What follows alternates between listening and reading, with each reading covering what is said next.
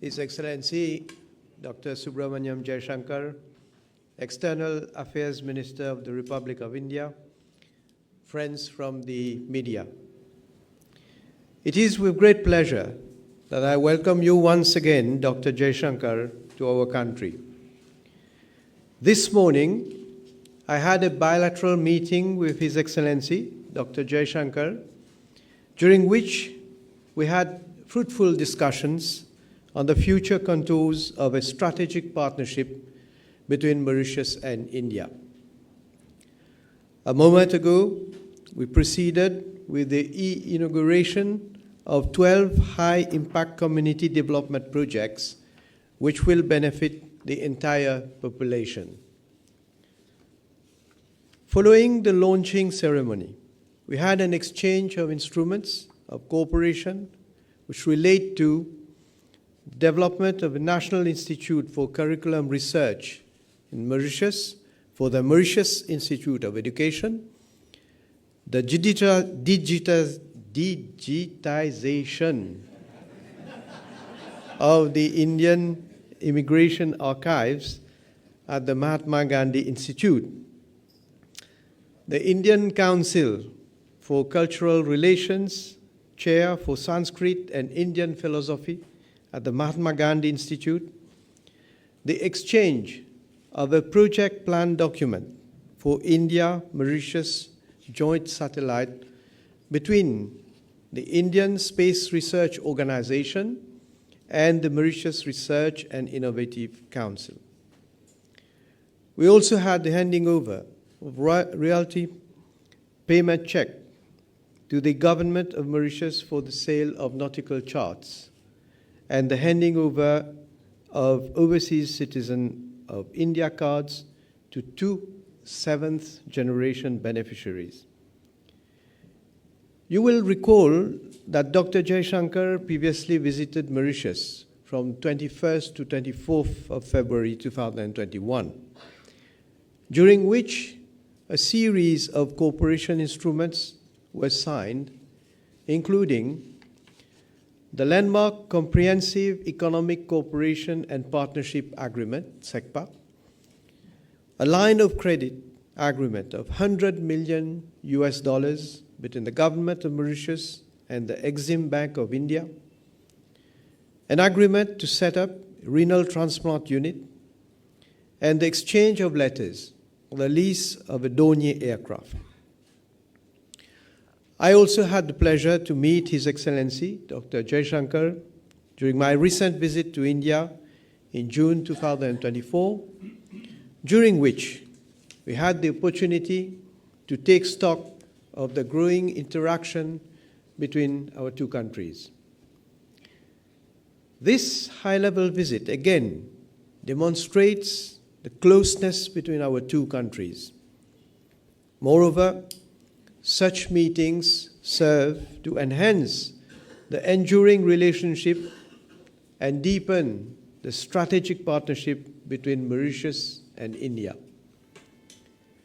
As you can see, cooperation between the two countries has been wide-ranging and multidimensional. It encompasses technical and financial assistance, infrastructure development, defense and security, as well as economic cooperation and trade. Indeed, our partnership has now gone beyond traditional sectors and covers the full spectrum of state-to-state relations. I wish to recall that since our independence, Mauritius has benefited from the assistance of India on various major projects. The early establishment of the Mahatma Gandhi Institute in Mauritius has contributed in a significant manner to the education and cultural sectors of Mauritius at secondary and tertiary levels. Mauritius has also benefited from other key flagship infrastructural projects, including the Cyber City in Eben, the Swami Vivekananda International Convention Center, the Metro Express project, the new Supreme Court, and development of infrastructure such as the airstrip and the jetty in Agalega Island.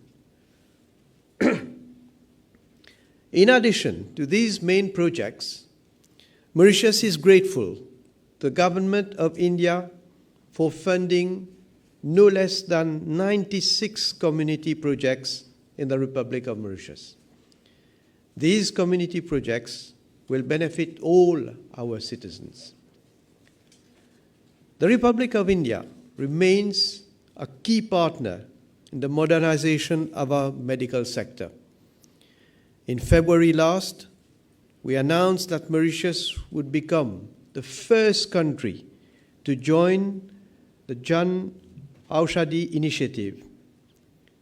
This major breakthrough will allow us to source quality made in India generic medicine. India's support was also tremendous during the COVID-19 pandemic.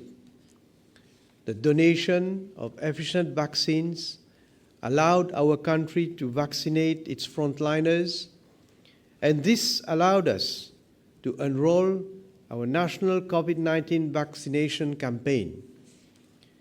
India's support and expertise is also crucial in the training and upskilling of our health staff and also in the setting up of better health infrastructure. In fact, tomorrow itself, we will be in the village of Grand Bois for the inauguration of new state-of-the-art Mediclinic.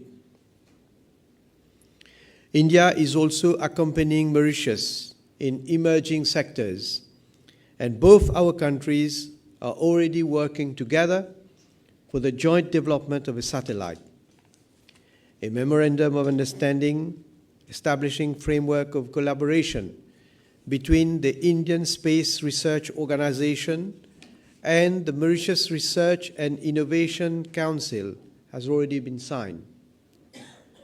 Once operational, the satellite will relay multispectral imagery, which will provide accurate and targeted data for land and sea surface monitoring.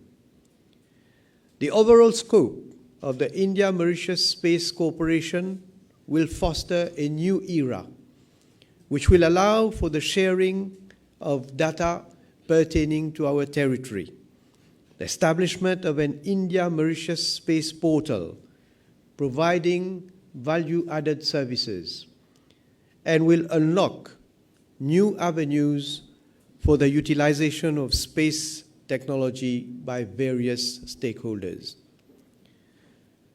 Mauritius remains committed to maximize the use of renewable energy as laid out in the Renewable Energy Roadmap 2030, and I know we can count on India's support in achieving its objectives. The invitation extended by the Indian Prime Minister, Sri Narendra Modi ji, which allowed me to represent Mauritius at the 2023 G20 summit held in New Delhi, provided our Republic with a high-level platform to voice out its concerns and ambitions regarding the various challenges posed by climate change. You will recall that during the recent visit of Her Excellency President Murmu, it was announced that the Government of India would support Mauritius in the redevelopment of the sacred Gangatalao spiritual sanctuary compound into a religious and cultural hub. In that regard, I am pleased to announce that the Government of Mauritius has set up a steering committee to devise a set of guidelines and a master plan to develop the sacred place. The Government of India will support us in implementing the project. During our bilateral exchanges, we also had very constructive discussions on the importance of the Mauritius-India Double Taxation Avoidance Convention, which significantly contributes to our respective economies. I am confident that Mauritius and India will continue to work together to ensure the growth of our financial sectors for our mutual benefit. We are also working on other issues of key interest and discussing ways and means for Mauritius and India to take advantage of the vast opportunities under the Comprehensive Economic Cooperation and Partnership Agreement. We wish to deepen collaboration in areas of interest to both of our countries, such as health, biotechnology, and sustainable agriculture. Mauritius looks forward to expanding our partnership with India through the implementation of the following projects: the setting up of an Ayush Center of Excellence, the replacement of water pipes across the island, the grant of 100 electric buses, as well as the finalization of a line of credit for the acquisition of an additional 100 electric buses to Mauritius. I had the opportunity to reiterate our deep gratitude for India's unflinching support to the long-standing struggle of Mauritius to complete our decolonization process so that we can effectively exercise our sovereignty over our entire territory, including the Chagos Archipelago. Thank you.